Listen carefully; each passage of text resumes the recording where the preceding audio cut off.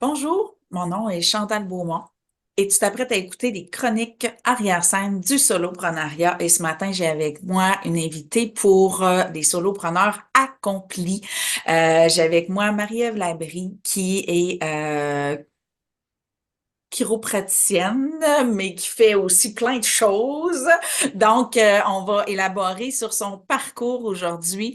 On va vous donner des outils parce qu'elle a eu la chance, par le biais de son soloprenariat, de pas être tout seul. Elle a même touché à la gestion d'équipe et tout ça. Donc, ça va être super intéressant à découvrir.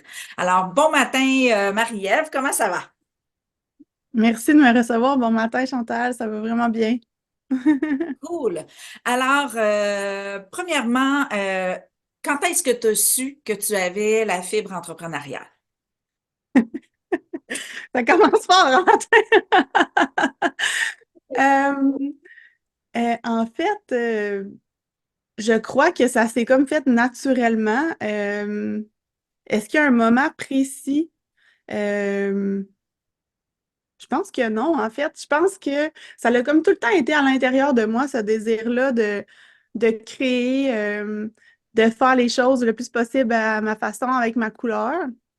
Ça a toujours été là. Puis je pense que, tu sais, la vie m'a amené moi-même avec des défis santé qui m'ont amené vers la chiropratique. Puis une des raisons pourquoi j'ai choisi la chiropratique, c'est parce qu'il y avait justement cette liberté-là derrière le fait de créer son entreprise à son image, puis tout ça. Fait que je pense que c'était intéressant parce que j'avais pas réalisé ça, mais je te dirais que peut-être dans un cours de vie économique en secondaire 4 ou 5 ou quelque chose comme ça, à un moment donné, notre prof, il nous parlait des avantages, puis tu sais, des traits de personnalité qui peuvent amener une personne à aller vers ça. Puis je pense que c'est là que ça a fait comme, ouais, c'est moi ça, tu sais. Puis moi, je viens pas du tout d'une famille d'entrepreneurs, là. Ma mère est infirmière, elle a travaillé pendant 25 ans à l'Hôtel Dieu de Lévis. Après ça, elle a travaillé à l'Agence de la santé, après ça au ministère. Donc, elle a toujours été une employée, si on veut. Puis mon père aussi.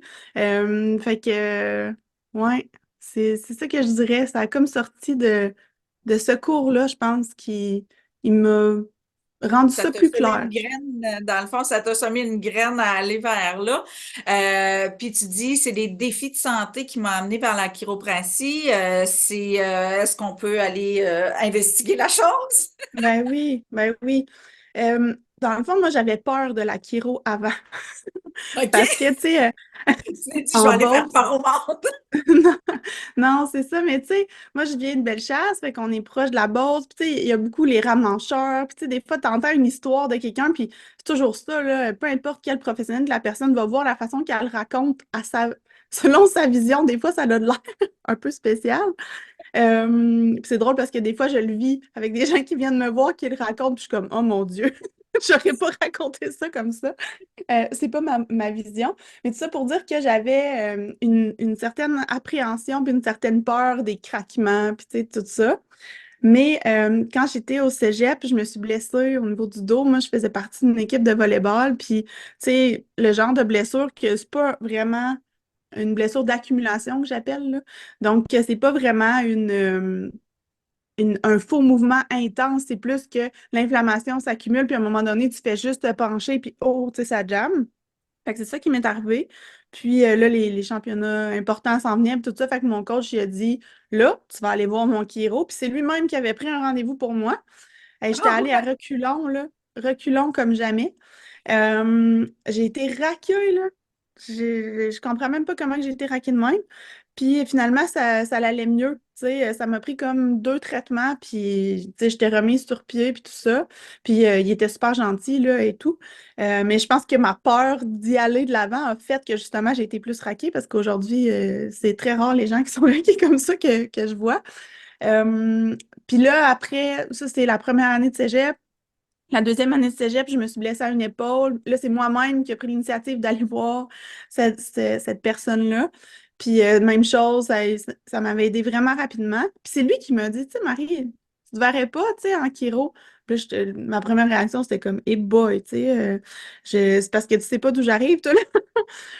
Puis finalement, tu sais, j'ai comme analysé, j'ai été faire des stages d'observation aussi avec différents thérapeutes pour voir, tu sais, puis j'ai compris que c'était assez ouvert, tu sais, qu'il y avait justement plein de techniques, puis qu'on pouvait justement pratiquer à notre façon, tu sais. À l'université, on apprend à être sécuritaire, on apprend l'anatomie, mais après ça, on a une liberté de choisir les techniques qui fit le plus avec nous, puis avec qu'est-ce qu'on a le goût de faire, puis comment qu'on a le goût de contribuer. Fait que c'est un petit peu ça, là, qui a au niveau de mon chemin de santé qui m'a amené vers la chiropratique à la base. Mais j'étais loin de penser que ce que je fais aujourd'hui, euh, c'était ça que j'allais faire, tu sais, plus tard. Ça, c'est une découverte après mon doctorat, là, tu sais. Fait que, il y a eu des étapes, mais ça, c'était la première partie de mon étape. Puis, éventuellement, ben, tu as amalgamé la chiropratie avec la cutanée, je me souviens plus du nom, là. C'est la kinésiologie appliquée, là. Ça, c'est une technique en chiropratique, justement, là. Ouais, OK. exact. Donc, tu t'es mis à jaser avec le corps, pas juste le faire craquer. Oui, ben c'est ça, c'est moi, en tout cas, ma vision de ce que je fais aujourd'hui, c'est vraiment d'être une détective du système nerveux. Donc, on passe par le corps, par les muscles, par différents points neurolymphatiques, etc., pour questionner le corps, pour comprendre c'est quoi la priorité, puis essayer de remonter le plus possible à la source des sources que j'appelle. Ouais, fait que ça, c'est une autre problématique de santé qui m'a permis de m'ouvrir à cette technique-là parce qu'il n'y avait aucune autre technique, aucune autre profession qui avait réussi à m'aider, puis j'ai cherché beaucoup. Puis là, à un moment donné, c'était un pouce là, que je m'étais blessée à ce moment-là. Puis tu sais, on s'entend qu'avec le travail que je fais, le pouce, c'est assez important, hein? Oui. Euh, ah oui, puis j'avais peur, là, j'avais tellement peur parce que je me disais, hey, là, c'est pas vrai que je me suis clenchée 5 années d'université, puis c'était vraiment intense, là, tu sais, pour finalement pas pouvoir Pour pouvoir pratiquer. exercer. J'étais comme non, c'est pas vrai là, c'est pas vrai que j'ai vécu ça. Je refusais cette option. Euh, Puis finalement, ben là, c'est ça, à un moment donné, j'ai pensé à une des personnes avec qui j'ai fait mon université qui faisait de la kinésiologie appliquée. J'étais comme ah, ben il y a cette technique-là que j'ai pas explorée, tu sais. Parce que là, j'avais été voir un ergothérapeute, un médecin sportif, j'avais été voir plein d'autres professions, puis j'avais été traitée aussi en chiropratique, plus au niveau sportif, là, tu sais, travail musculaire et tout ça. Mais ça m'aidait pas, tu sais. Fait que là, j'étais comme, ça se peut pas qu'à début vingtaine, j'ai mal au pouce, puis que je fais tout, là. Tu sais, je suis les recommandations, je me fais traiter, puis que ça change pas. Puis là, c'est là que on a compris, dans le fond, que j'avais une inflammation systémique globale qui venait de mon intestin, puis qui affectait mon pouce. Puis là, ça a été vraiment cool parce qu'en changeant au niveau de mon alimentation, tu sais, en prenant une pause de certains aliments, il y a plein d'autres symptômes que j'avais qui s'accumulaient depuis 5 10 ans qui se sont améliorés en même temps que mon pouce. Fait que là, j'ai fait comme, oh, OK, ça m'intéresse. Puis ça a comme ranimé ma flamme, tu sais. Sincèrement, je OK. ne sais pas si aujourd'hui je serais encore chiro si j'avais pas été en contact avec cette technique-là. Mais là, il y a comme une genre d'assurance qui vient avec cette évaluation-là, de faire comme, OK, mais c'est vraiment ça que le corps il veut, je peux aller valider mes intuitions ou, tu sais, quand on fait une anamnèse, un questionnaire, on a plein d'intuitions qui descendent puis de messages, ben là, après ça, je joue le jeu d'aller valider, OK, mais ça, c'est vraiment juste? Ou, ah, ben des fois, je suis surprise, c'est comme, ah, je pensais que c'est ça la priorité, mais c'est pas ça. Fait que c'est vraiment une technique cool. Puis moi, ça m'a énormément aidé personnellement, mais aussi pour les patients, là. Mm. Wow. Fait que là, tu finis tes 5 années, c'est ça que j'ai compris, 5 années d'études pour te spécialiser, tout ça. Et tu sors de là, et là, veux pas la question se pose, est-ce que je le fais pour les autres? Est-ce que je le fais à mon compte? Est-ce que je me mets dans une équipe? Est-ce que je le fais dans les hôpitaux? Donc, comment ça s'est placé pour toi de faire ton choix de carrière, connaissant ton métier? Comment ça s'est placé? Mais dans le fond, quand j'ai fini mes 5 ans, j'ai été travailler dans les Laurentides, dans une clinique, que c'est pas ma clinique, là, j'ai été travailler pour une autre chiro, dans une clinique spécialisée dans le traitement des sportifs. Donc, justement, tu sais, j'avais toutes fait mes formations de ART, toutes les techniques de travail musculaire pour les sportifs. Puis là-bas, dans les Laurentides, il y a beaucoup de sportifs quand même de haut niveau, là, tu sais, de ski, de planche à neige, tu sais, puis tout ça. Puis ça m'appelait, tu sais, ça me tentait d'aller vivre ça puis de prendre de l'expérience à ce niveau-là. Fait qu'à ce moment-là, je le sentais, tu sais, il y avait eu la petite graine d'entrepreneur, mais on dirait que j'étais pas rendue là, tu sais. OK. Fait que je suis allée travailler là-bas. Puis c'est là-bas que j'ai eu mal au pouce, puis que là, j'ai découvert vraiment la kinésiologie appliquée. Puis là, j'ai commencé, là, mon feu, il était allumé, là, il était plus éteignable, là, tu sais. Fait que là, j'ai commencé à pratiquer, puis tout ça. Puis là-bas, c'était des rendez-vous d'environ 15 minutes. Moi, je réussissais jamais à la base à rentrer ça en 15 minutes. Mais là, en plus, avec la kinésiologie appliquée, ben là, c'est encore plus long parce que là, on se comprend que c'est beaucoup plus d'évaluation pour le traitement. Tu sais, moi, je vois ça vraiment comme des dominos. Là, on les accumule, on cherche, on cherche, on cherche. Puis là, à la toute fin, il nous reste la petite poussée à faire, mais tu sais, on fait moins de manipulation, mais vu qu'on remonte plus à la source, au final, ça a un impact sur plus de choses. Mais là, tu sais, en tout cas, la propriétaire là-bas, elle trouvait que c'était compliqué de changer les durées puis de mettre des tarifs différents pour les chiros puis tout ça, pour pas que ça crée de la confusion au niveau des patients. C'était sa vision, puis c'est bien correct. Fait qu'à un moment donné, naturellement, ben, il s'est comme créé une genre de distance parce que là, moi, je voulais absolument avoir plus de temps. Puis elle acceptait pas qu'il y ait une différence au niveau des tarifs. Fait que pendant un an, j'ai investi en moi-même. Donc, j'ai décidé que c'était une demi-heure par rendez-vous, mais que je chargeais le même montant. Puis dans le fond, je m'amusais. Pendant le premier 15 minutes, je cherchais comme la kinésiologie appliquée. Puis le dernier 15 minutes, si j'avais trouvé rien, parce que quand on commence dans quelque chose, on n'est pas bon de suite, là. En tout cas, moi, je cherchais, puis des fois, c'était comme, OK, bon, ben, je ne sais pas. J'ai appris que c'est pas ça, mais je ne sais pas c'est quoi. Fait que le dernier 15 minutes, ben, je faisais comme je faisais d'habitude. Et là, mes résultats cliniques, le développement de ma clientèle, tout ça, là, c'est vraiment amélioré. Mais là, tu sais, j'étais devant une évidence qu'à un moment donné, c'est important que je sois rémunérée pour le temps que j'investis aussi. Fait que là, tout ça mis ensemble, ça a fait en sorte que, tu sais, le goût aussi de revenir plus proche de ma famille, puis tout ça, j'ai dit, bon, ben là, c'est le moment, on fait le grand saut. Je reviens par chez nous dans Bellechasse. Ben, c'est à Lévis, là, ma clinique. J'ouvre ma clinique, puis je vais pouvoir travailler comme je veux, je vais pouvoir prendre le temps que je veux pour les traitements. Puis, tu sais, aujourd'hui, je fais des rendez-vous d'une heure et demie, des fois 2 heures. Fait que, tu sais, je suis contente d'avoir cette latitude-là, puis cette relation-là avec le patient, tu sais, de prendre le temps, là. Tu sais, j'étais tannée d'être tout le temps à course, puis de courir après ma queue, là. Fait que là, ça me tentait pas, là, tu sais.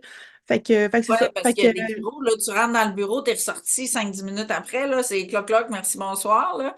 Fait que, on est loin de là, là, parce que t'aimes pas faire craquer pour faire craquer, là. Dans le fond, tu veux que ce soit durable, que la personne soit enfin autonome, puis qu'elle revienne pas toutes les semaines juste parce que t'as trouves le fun, là. Dans le fond, c'est le but, c'est de la soigner, là, avec des solutions durables. Fait que c'est super intéressant. Donc là, tu rouvres ta clinique et là, à ce moment-là, est-ce que tu la rouvres en équipe ou seule? ouais, c'est ça, je l'ai ouverte seule. Euh, Puis c'était une des conditions que je m'étais donnée envers moi-même, en fait, c'est OK, si tu vas en tant qu'entrepreneur, bien que je ne me considère pas encore comme entrepreneur, là, ça, on pourrait en reparler plus tard. Je pensais à ça dans les derniers jours en prévision de l'enregistrement d'aujourd'hui, puis j'étais comme, ben, c'est drôle, mais je me considère toujours pas comme entrepreneur. Puis je pense que le pourquoi, c'est que ma vision d'un entrepreneur de quand j'étais plus jeune, c'est que c'est une personne qui a justement plein d'employés à gérer, c'est compliqué, qui est à la course, qui doit mettre sa vie de côté, puis tout le temps son entreprise en premier. Puis moi, une de mes conditions que je me suis donnée envers moi-même, c'est comme, toi, si tu rentres là-dedans, Marie, tu vas le faire à ta façon. Puis ta façon, c'est dans la simplicité. Oui, c'est d'en faire le grand saut, puis tu sais, comme, oui, il y a certains risques, tu sais, mais toujours des risques que j'étais à l'aise avec, puis que ça m'amenait pas en mode survie. Parce que, tu sais, j'ai fait mon université en mode survie, j'ai fait mes premières années de pratique en mode survie, puis moi, on dirait que je voulais plus ça. J'étais tannée de ça. C'est Fait que dans le super fond, important, hein, pour les gens qui écoutent, là, c'est super important ça. Cette promesse-là que tu as eu, la brillance de te faire dès le départ. Il y en a qui la font très tard dans l'entrepreneuriat. Ils font cette promesse-là juste quand ils sont brûlés, exténués et tout ça. Donc, si t'es pas encore démarré, je t'invite à te faire cette promesse-là. Oui, tu vas l'échapper quelquefois, mais au moins, si la promesse est là, tu vas avoir un reminder, là. Donc, c'est vraiment de te respecter dans tes limites parce que dans l'entrepreneuriat, ce qui arrive souvent, c'est que les gens ils arrêtent d'avoir des clients puis ils comprennent pas pourquoi, mais ils sont juste brûlés puis ils ont plus le magnétisme d'attirer leur clientèle, mais la vie leur apportera pas de quoi pour les achever. Fait que c'est super important justement de se respecter dans deux choses, ses limites, mais aussi son plaisir. Je pense que toi, tu avais déjà le plaisir, donc c'était, tu te connaissais, tu étais capable d'être déchaîné, d'abuser de toi dans tes limites. Et là, tu t'es dit, bon, ben, OK, tant qu'à le faire, je vais le faire comme il faut. Et là, tu t'es mis au centre, tu t'es priorisé là, dans ton démarrage entrepreneurial. C'est ça, exact. Puis j'ai commencé bien simple, là. Tu sais, avec juste une salle. Dans le fond, c'était dans la clinique de soins infirmiers de Lévis, là. J'ai cherché pendant longtemps. Puis ça me tentait pas de me lancer dans un gros local. Puis de, tu sais, moi, je revenais par chez nous, là. Fait que, tu sais, mes contacts locaux, là, je les avais comme plus, là, tu sais. Fait que, ben, en tout cas, il était un petit peu plus loin. Puis j'étais comme, non, moi, je vais partir bien simple. Je vais me réserver une petite salle. Je me rappelle, j'avais de la misère à, tu sais, je prends les amplitudes de mouvement de la hanche, là. Puis je pouvais pas le faire les deux bords au complet, là. Tu sais, c'était vraiment une petite salle toute étroite, puis j'avais des grandes fenêtres, ça, j'aimais ça, tu sais, c'était cette luminosité naturelle-là. Je l'aimais beaucoup, ma salle, mais tu sais, aujourd'hui, avec du recul, je suis comme, ah, c'est intéressant, tu sais. Quoi qu'avec les petites salles à l'université ou même les salles dans la salle dans laquelle j'ai commencé à Saint-Sauveur, c'était quand même plus grand que ces salles-là, que je pense que c'est pour ça que ça me convenait très bien. Mais tout ça pour dire que j'ai commencé vraiment dans la simplicité, moi toute seule, un client à la fois. Tu sais, puis là, après ça, ben, assez rapidement, là, moi, ça a été un de mes défis. Là, tu sais, j'ai eu beaucoup de clients rapidement. Puis là, je ne m'attendais pas à ça, là, mais après 3 mois, il fallait que je trouve un aide, là, tu sais. Puis là, moi, dans mon démarrage, ça, j'avais pas vu ça venir, mettons. C'est tout le monde, j'avais vu tout le monde qui commençait, tu sais, que c'était tranquillement, puis tout ça. Mais, fait qu'en tout cas, bref, ça a été mon grand défi. Tu sais, c'était comme si la vie, elle me disait, ah ouais, tu veux te respecter, puis tu veux commencer ton entreprise, puis si je t'envoie tous tes patients-là, es-tu capable de dire non, puis es-tu capable de, tu sais, fait que ça a été un bon défi. Ça a pris une bonne Comment, année et demie, là. est-ce que tu as été capable de mettre le doigt après toutes ces années-là? Parce que ça fait quand même un bon moment là, que tu as démarré ça. Est-ce que tu es capable de mettre sur le doigt sur pourquoi tu as eu tellement pourquoi ça a été si vite ton démarrage? Pourquoi les gens venaient vers toi? Parce que c'est sûr que c'est pas tous les cryopraticiens qui sortent de l'école, qui se trouvent une clinique puis qui tombent dans le jus là, du jour au lendemain. As-tu été capable de mettre le doigt sur ton outil de magnétisme ou peu importe? Ou c'est le bouche à oreille, ou c'est ta posture, c'est ta relation client, ta différence. Qu'est-ce qui a provoqué, tu crois, cette émergence-là à la vitesse grand V? Je me suis posé la question beaucoup les dernières années parce que, il y a différentes personnes, tu sais, qui sont venues à la clinique. Il y en a qui sont venus qui sont encore là, il y en a qui sont venus qui sont partis. Puis, chacun a eu des défis différents.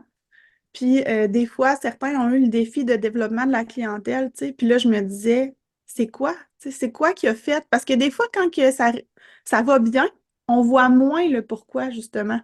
Puis j'ai eu de la difficulté à trouver c'était pourquoi. Puis je dirais que l'enthousiasme, c'est vraiment une de mes forces. Le plaisir, le plaisir, le plaisir.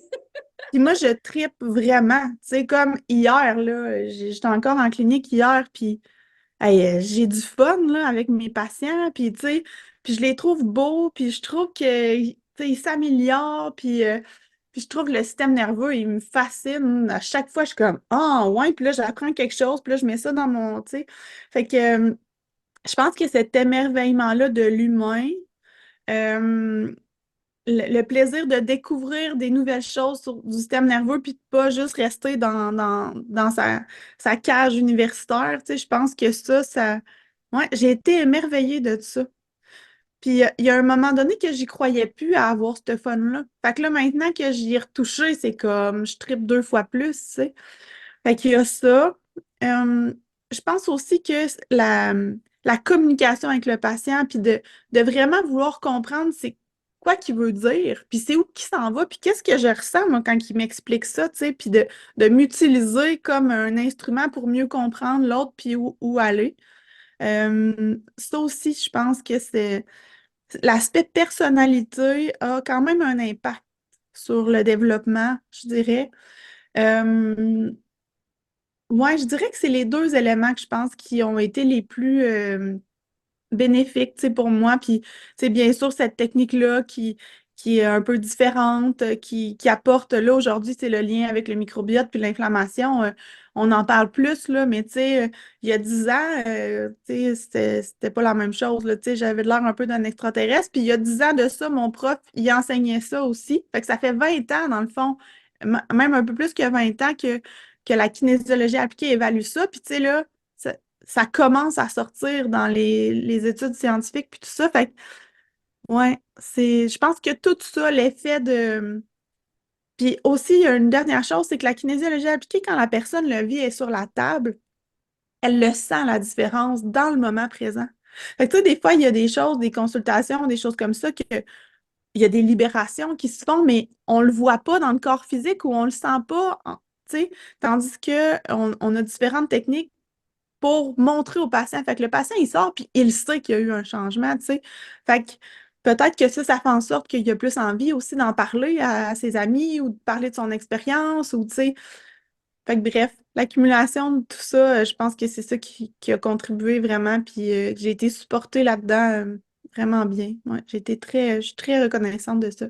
Mm. Donc, je pense qu'on ne le dira jamais assez, le plaisir, la passion, c'est ce qui nourrit notre vitalité. Puis, ce que j'enseigne en marketing quantique, c'est que si ta posture quantique est souillée par je me fais chier à faire ce que je fais ou je suis épuisée à chercher ma clientèle ou donc connecte-toi à ton plaisir et n'en démords plus. Et si tu n'es pas dans le plaisir, puis tu peux avoir l'occasion de changer de métier dans les autres entrevues, là, il y en a une qui a changé carrément de branche, elle est partie de l'esthétique à la comptabilité.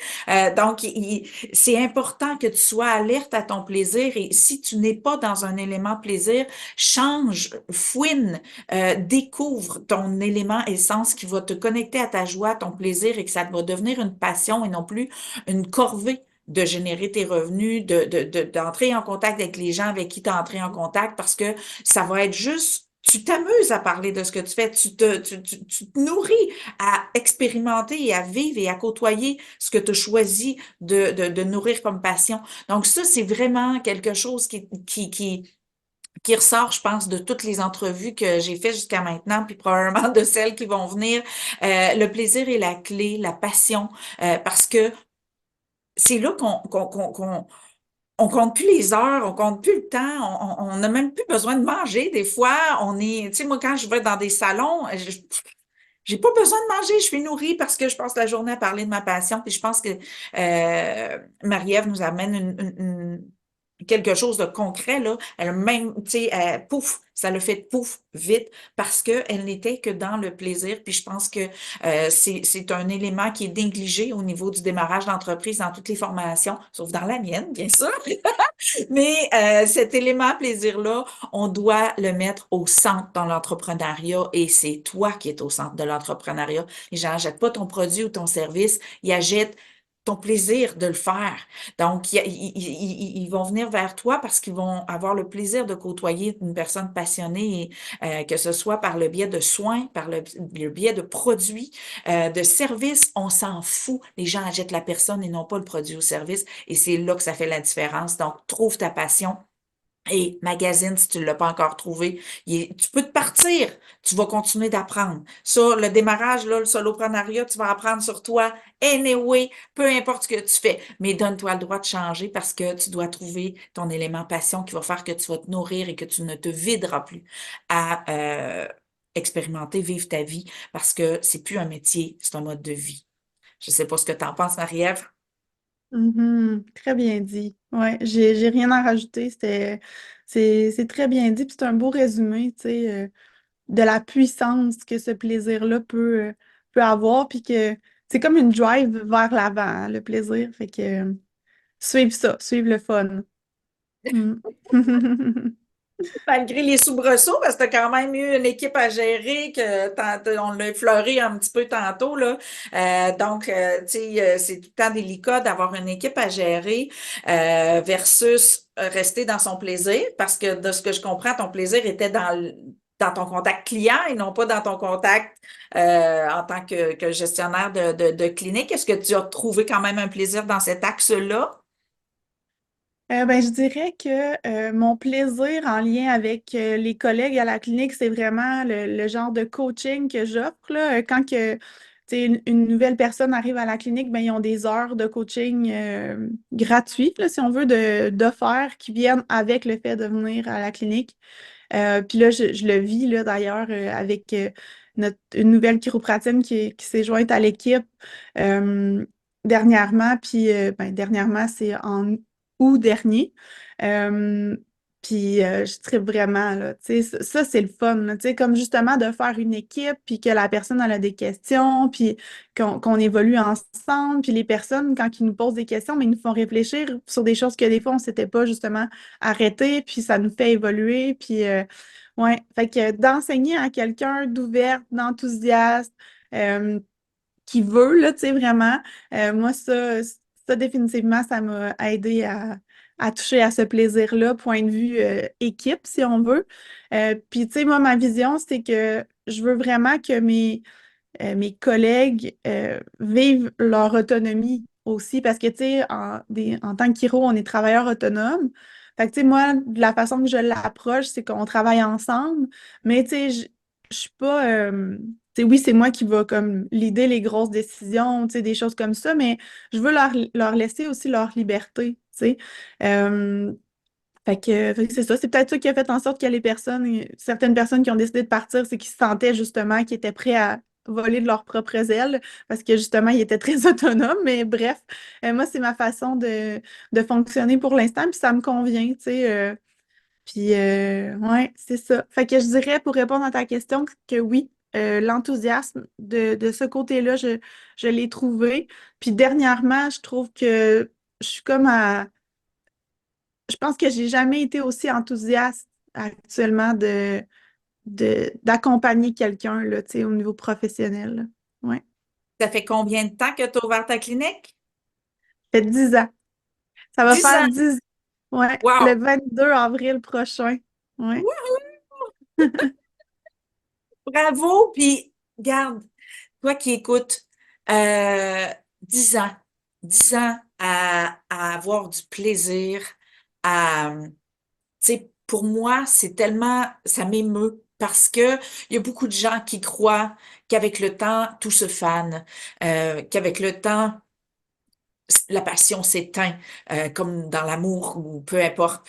Mais c'est possible d'être heureux et que ça dure.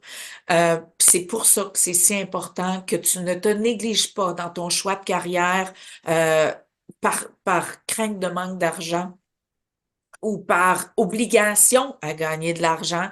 Je pense que si tu fais ces choix-là, c'est là que tu t'éteins. Donc, trouve ta passion et choisis d'y œuvrer et de partager ta passion avec ceux qui en ont besoin. Parce que je suis sûre, puis probablement que tu t'en es peut-être rendu compte, Marie-Ève, toi aussi, il y en a qui vont venir te voir pour partager ta joie, ta sérénité, ta confiance, ton plaisir bien plus que tes soins. Je suis sûre que c'est arrivé. Je pense que de ne pas se permettre de s'obliger à faire quelque chose qui ne nourrit pas notre plaisir, là, je pense que ça fait la grosse différence. Hmm. Ouais, très bien dit. Puis, inversement, mettons que j'utilise ça, puis je le mets d'un autre côté, parce que là, ça a l'air bien beau, du fun, puis tout ça.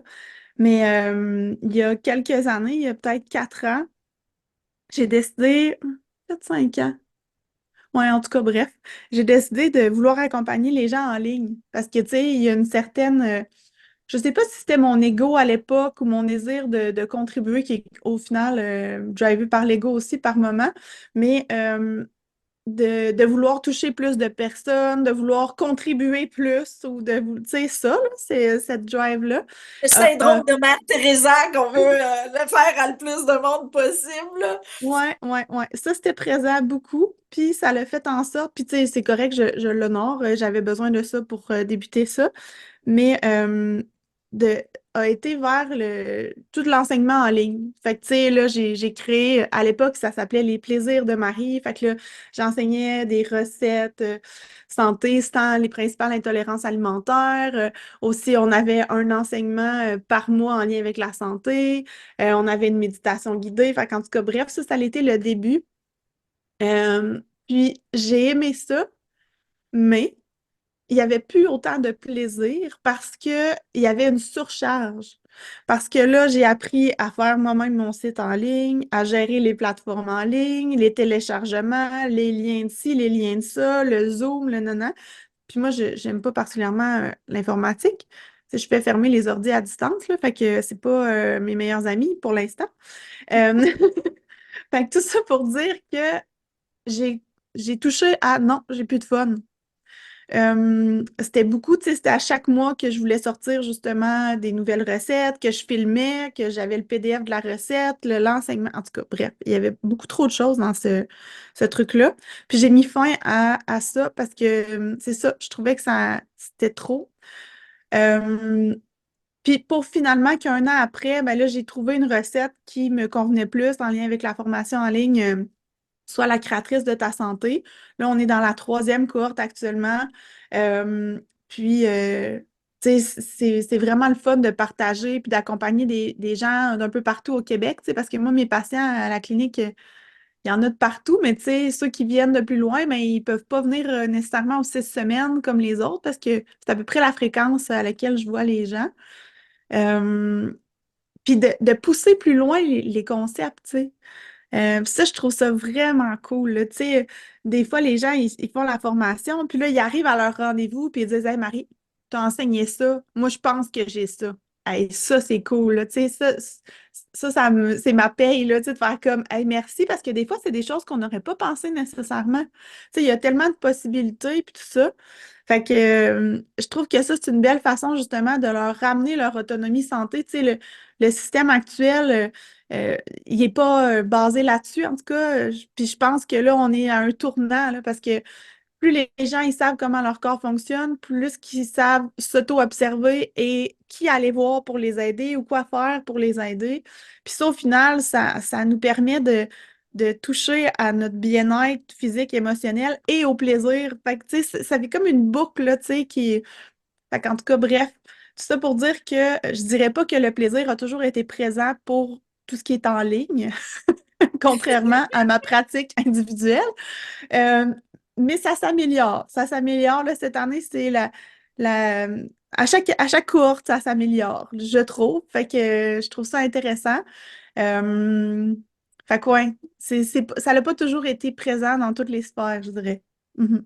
Donc, dans ton engouement à apporter un plus aux gens, tu es allé explorer, tenter d'élargir ta zone de confort. Tu as trouvé que ça l'était plus ou moins et tout de suite, tu t'es écouté, tu as freiné et tu t'es repositionné dans ça. Et je pense qu'on doit se donner le droit de changer d'idée. Je pense que c'est un incontournable. Oui, on peut explorer parce que des fois, ça va faire Ah, wow, j'aurais jamais pensé aimer ça. Puis d'autres fois, ça va faire non, c'est pas pour moi. Puis c'est là que c'est important d'aller explorer au maximum. Euh, Parce que oui, il y a toutes sortes de stratégies de développement entrepreneurial, mais il y a des gens qui aiment faire ça. Donc, soit tu délègues ou soit tu le fais pas. Mais tu sais, c'est à toi de voir où est ton plaisir et de ne pas en déroger. Je pense que vraiment c'est la clé parce que le rayonnement quantique que j'enseigne, il y a pas de zone grise là. Tu sais, ça rayonne ou ça rayonne pas, une lumière, ça l'éclaire ou c'est fermé. Donc c'est là que ton magnétisme au niveau de ta clientèle dépend de ton plaisir, dépend de toi.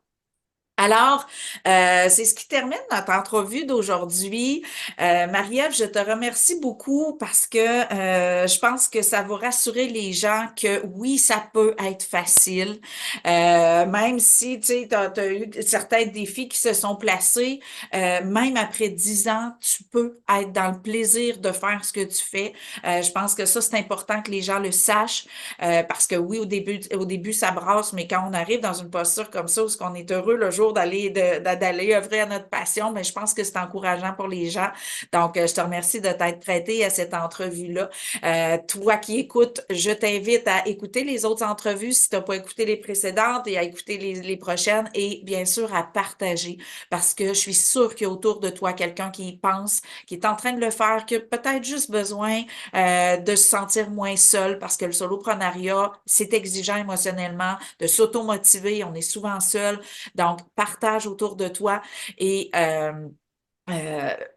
Marie-Ève, ben, continue d'œuvrer dans le plaisir. On en a besoin et bien sûr, surtout avec la qualité de soins que tu apportes, tu es un beau cadeau. Marie-Ève est à Lévis, sur la rive sud de Québec. Donc, vous allez avoir ses coordonnées au bas de la vidéo sur YouTube.